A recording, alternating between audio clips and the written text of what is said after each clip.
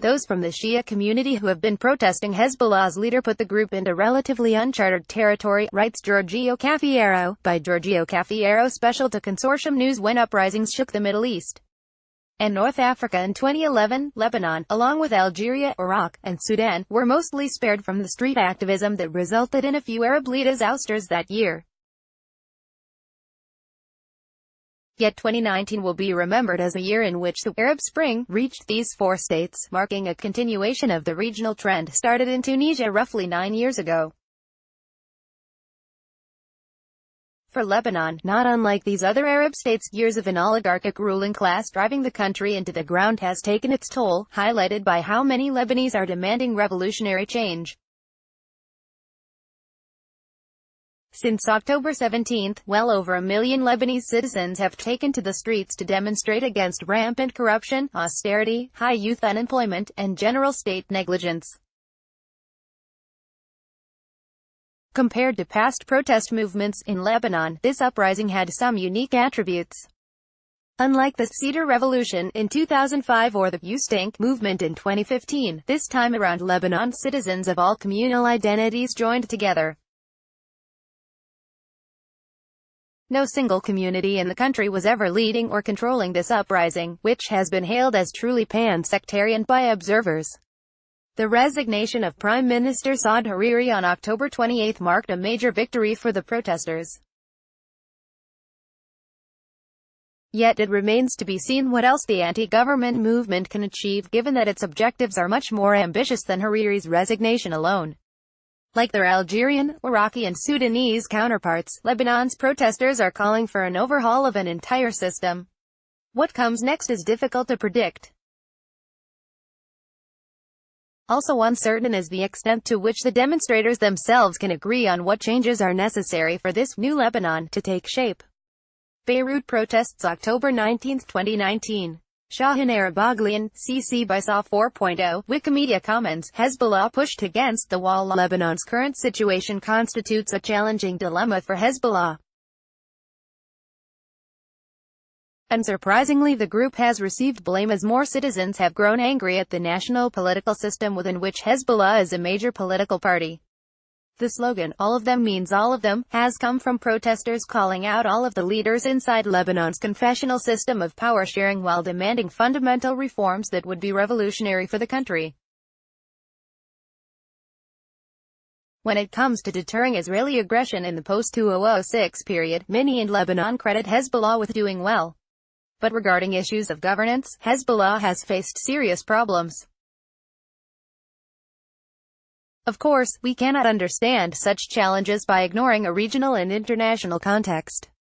Hezbollah's costly intervention in Syria, at the request of Damascus, since the battle for Al-Qusayr in April to June 2013 and Washington's campaign of maximum pressure, which has targeted both Iran's government as well as Hezbollah, have severely strained the Shia group financially. Such factors have drastically undermined Hezbollah's capacity to serve its constituents in Lebanon. Hezbollah leader Hassan Nasrallah. Wikimedia Commons. In the past, Lebanon's Shia citizens have stood by their two main parties, Hezbollah and Amal. A fear of the unknown has done much to secure Hezbollah and Amal's base of support.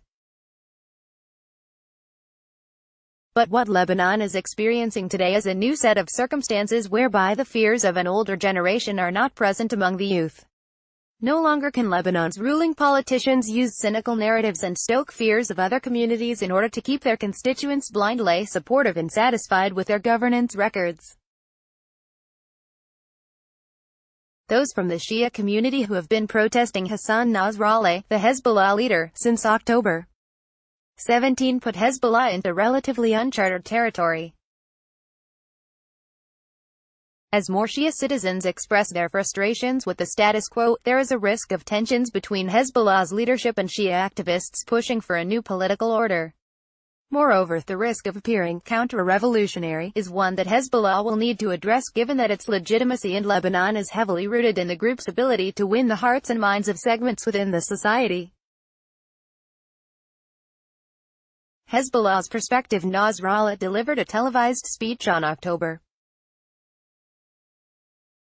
25. Praising those involved in the demonstrations with achieving unprecedented economic reforms, albeit while implying that external actors had a hand in the protests. Nasrallah stated that a government resignation would push Lebanon into chaos that is similar to what's happening in the region. He warned that, under the current monetary and economic situation and the fragile political climate and all the targeting that is happening internationally and regionally, void will lead to chaos, void will lead to destruction. In a second televised address on November 1, Nasrallah said, "A new government must be formed as soon as possible, and the new government must listen to the demands of the people who took to the streets. There must be serious work because time is tight and so is people's patience. Objectively, it is understandable why Hezbollah fears the outburst of chaos in Lebanon amid a power vacuum. The organization has become a bulwark of Lebanon's system. Fundamental changes to the status quo are highly risky from the Shia group's perspective." Azam al-Saad, a political science professor at the Lebanese University, argued, as a state-like actor, Hezbollah's choices are governed by raison d'etat. Faced between a kleptocracy that it's familiar with and a nebulous, leaderless movement which right-wing Christian forces and other kleptocrats have joined forces with, it unhesitantly chose the former. 3. As a state-like actor, its choices are governed by raison d'etat.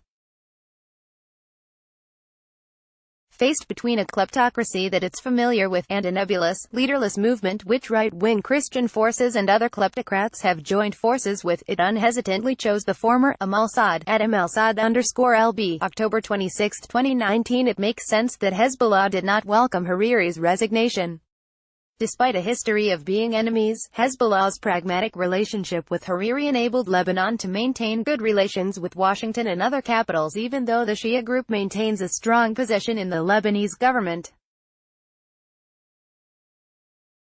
Avoiding dangerous traps, Saad Hariri resigned as Prime Minister of Lebanon. Wikipedia. It is easy to see why Hezbollah sees itself besieged by powerful actors that have spent years seeking the group's demise. It would also be naive to ignore how regional and international states are attempting to take advantage of Lebanon's current situation. For example, since the October protests began, Israel has asked the U.S. to condition aid to Lebanon on Hezbollah's missile factory shutting down. So far, the U.S. has been withholding aid, and, predictably, the Saudis and others in the Gulf, who join Washington in viewing Hezbollah as a terrorist organization, are sitting back while more than content to see the Iranian-backed group pushed into a corner. Having said all the above, the threat to Hezbollah should not be overstated. Those who oppose Hezbollah may envision a future whereby the group disarms. Realistically, this will not occur at any point in the near term. Hezbollah, the most powerful force in the country, maintains a strong support base, as underscored by the 2018 parliamentary elections. And the Lebanese armed forces have never seemed up to the task of defending the country in Hezbollah's place. Support from the Islamic Republic of Iran will continue as the group is Tehran's most strategically prized partner in the region.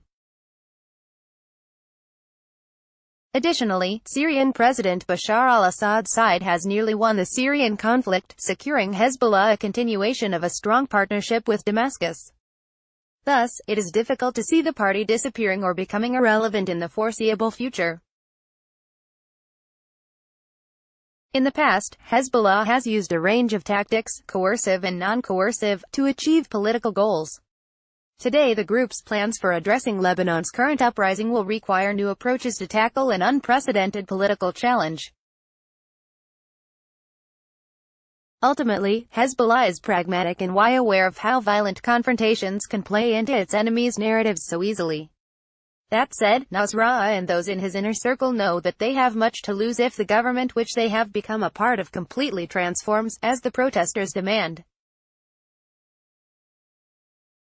This uprising risks making Hezbollah appear more like a counter-revolutionary regime, or state within a state, rather than a resistance group.